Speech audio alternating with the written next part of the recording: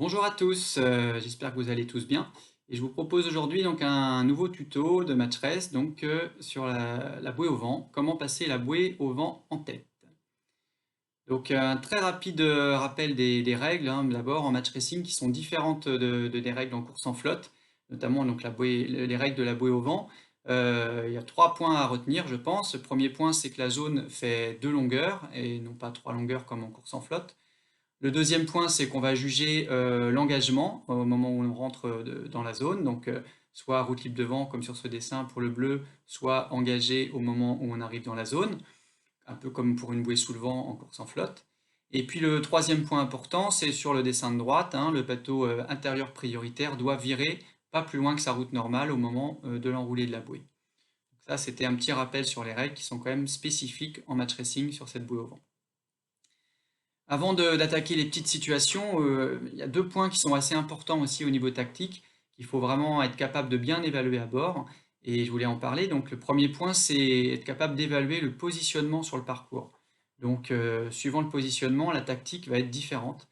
Sur ce dessin, là, on voit que la bouée au vent est à gauche, les 2 bateaux sont décalés sur la droite, proche du Leyland tribord et donc sur ce dessin-là, naturellement, c'est plutôt le bateau bleu qui est fort parce que les 2 bateaux sont décalés à droite.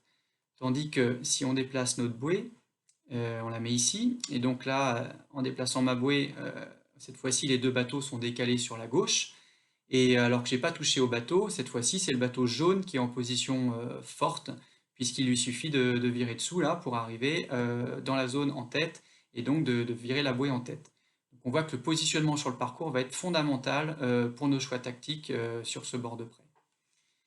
Un autre point qui est très important, pour faire nos choix tactiques, c'est d'être capable d'évaluer le rapport de force. Donc là, notamment quand on est en bâbord comme ça, pour le jaune, avant de virer, il faut être capable d'évaluer si on est plutôt contact arrière, contact égal ou contact fort. Et on n'aura pas la même tactique selon le rapport de force.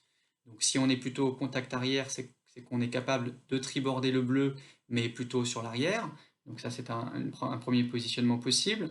Contact égal, c'est qu'on est plutôt même gain au vent au moment du croisement. Et contact fort, comme son nom l'indique, c'est qu'on est plutôt à croiser devant. Ça, c'est un élément très important aussi à prendre en compte pour vos décisions tactiques et on le verra un peu plus loin. Donc ce que je vous propose maintenant, c'est d'étudier quelques petits cas typiques du bord de près, de la fin de bord de près, et de voir quelles sont les bonnes réponses. Donc le premier cas qu'on va étudier, c'est donc les 2 bateaux sont en bâbord et décalés à gauche. Donc on part de la position 1, on est donc décalé à gauche, les 2 en bâbord. Donc quelle est la bonne tactique pour le jaune? Eh ben, c'est très simple, la bonne tactique c'est d'aller jusqu'au leyline tribord. Il n'y a pas trop de questions à se poser dans un cas comme ça. Il faut continuer jusqu'au leyline tribord de la zone, ici on vire, et donc du coup on récupère l'intérieur à la bouée au vent et on enroule en tête la bouée au vent. Ça c'est un cas qu'on retrouve très souvent, qui n'est pas très compliqué, mais qu'il faut quand même bien avoir en tête. Et donc il y a le cas quasiment similaire qui est ce cas-là, c'est que là on est aussi décalé à gauche et les 2 en bâbord. Cette fois-ci donc le bleu, l'adversaire, est déjà sur les lignes bâbord. En fait ça ne change rien, hein, la réponse est la même pour le jaune. Il faut aller virer sur le line tribord et donc là on est sûr d'avoir l'intérieur à la bouée et donc d'être en tête à la bouée au vent. Donc ça, c'est vraiment un cas typique et assez facile, on va dire, au niveau tactique, mais qu'il faut quand même bien maîtriser. Donc, qu'est-ce qui se passe si justement on n'applique pas cette tactique? Donc j'ai fait une petite animation pour voir ce qui pourrait se passer. Donc là, le jaune décide de virer, alors qu'il aurait pu, comme sur mon dessin précédent, aller jusqu'au leyline et arriver en tête à la bouée. Mais jaune décide de virer, ce qui arrive assez souvent, je vois très souvent ça en régate. Parce qu'il se dit: «Je vais triborder bleu», effectivement, je le triborde, je suis devant, je suis content, je suis devant, sauf qu'on est déjà les lines bâbord et donc évidemment, qu'est-ce qui va se passer au moment de l'enroulé de bouée? Eh ben, vous avez deviné, c'est bleu qui enroule en tête et donc jaune s'est fait doubler. Donc ça, c'est quand même, un cas qu'on voit qui paraît tout bête, mais qui arrive, que je vois très souvent, en régate et même à un assez bon niveau. Ce jaune donc qui vire alors qu'il suffisait d'aller jusqu'au leyline tribord. Si jamais vous vous retrouvez dans la position de jaune, là, en tribord à mur, avec le bleu qui est les lagnes et qui commence à abattre pour passer derrière, votre seule chance de vous en sortir, ça va être de virer dessous. On a vu que si vous croisez et que vous virez au vent, vous allez forcément être derrière à la bouée. Donc la seule opportunité, la seule porte de sortie pour le jaune ici, c'est de virer dessous pour espérer prendre l'intérieur à la bouée. Et c'est vraiment la seule possibilité. Le deuxième cas qu'on va voir maintenant, finalement c'est un cas qui ressemble un petit peu au cas précédent, c'est quand les deux sont en bâbord, encore une fois, mais que cette fois-ci on est décalé à droite du parcours. Donc là, ça va dépendre vraiment d'une seule chose, du coup ça va être d'être capable d'évaluer le rapport de force. Donc si on est contact fort, comme on a vu tout à l'heure, donc là c'est-à-dire que le jaune sait que s'il vire, bleu ne pourra pas lui faire un libot, bah dans ce cas-là, la bonne réponse tactique, ça va être d'aller jusqu'au ley-line une fois de plus, ley-line tribord. Pourquoi? Parce que là, bleu va virer dessous, mais il ne peut pas nous embêter, il ne peut pas nous lofer, il ne peut pas nous sortir, et on va pouvoir être en tête à la bouée au vent. Là, la petite nuance, la petite limite, on va dire, de ça, c'est si on est vraiment très décalé à droite ou on est sur le tout début du bord de près, donc beaucoup plus loin que ça, beaucoup plus loin que sur mon dessin. Et si on a beaucoup de tribord à faire, bah, ça va être déjà, si on est loin, c'est difficile de juger de ley-line, donc méfiance. Et en plus, le vent peut aussi tourner, donc ça peut nous jouer des tours. Et bleu peut pouvoir nous sortir avant la zone. Donc, faut se méfier de ça, bien sûr. Si on est contact faible, donc là on a le cas où on est contact faible, donc c'est-à-dire que jaune est capable de triborder bleu, mais bleu va pouvoir lui faire un libot, et on ne pourra pas tenir au vent. Donc dans ce cas-là, voilà, on voit qu'on triborde, bleu nous fait libot, et effectivement dans ce cas-là, il faut aller le triborder comme a fait jaune sur ce dessin.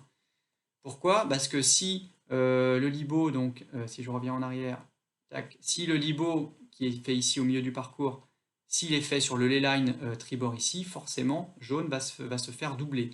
Si à la place de jaune, on va jusqu'au ley-line alors qu'on est contact faible, c'est perdu. Donc la seule solution, c'est d'attaquer, comme jaune fait sur le dessin, et de créer une bataille de virement. Donc il faut raccourcir en bâbord, rattaquer à chaque fois en tribord pour triborder bleu, et raccourcir la relance en bâbord. Donc là, jaune s'en sort sur le dessin grâce à cette bataille de virement, puisqu'au bout du compte, il prend l'intérieur et il est en tête à la bouée. Donc c'est vraiment un cas différent des cas précédents. Là, il ne faut surtout pas aller au ley-line, il faut au contraire attaquer en bataille de virement. Le cas suivant, c'est un cas donc quand on est sur la ley-line tribord et qu'on est en position bleue, qu'on a réussi à faire un joli libot. Donc là, on est plutôt en position forte, bien sûr.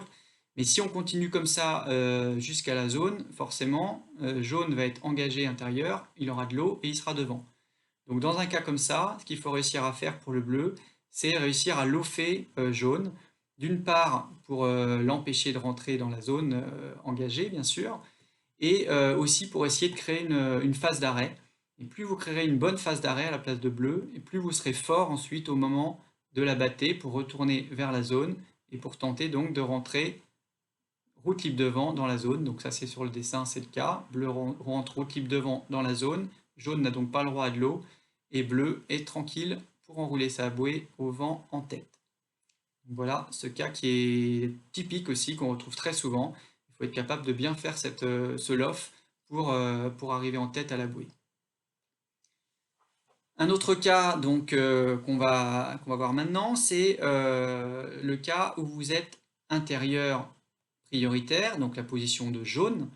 Donc on arrive dans la zone intérieure non prioritaire, on a le droit à de l'eau effectivement, mais il faut bien avoir à l'esprit qu'on n'est pas obligé de virer sur sa route normale dans un cas comme ça, puisqu'on est intérieur non prioritaire.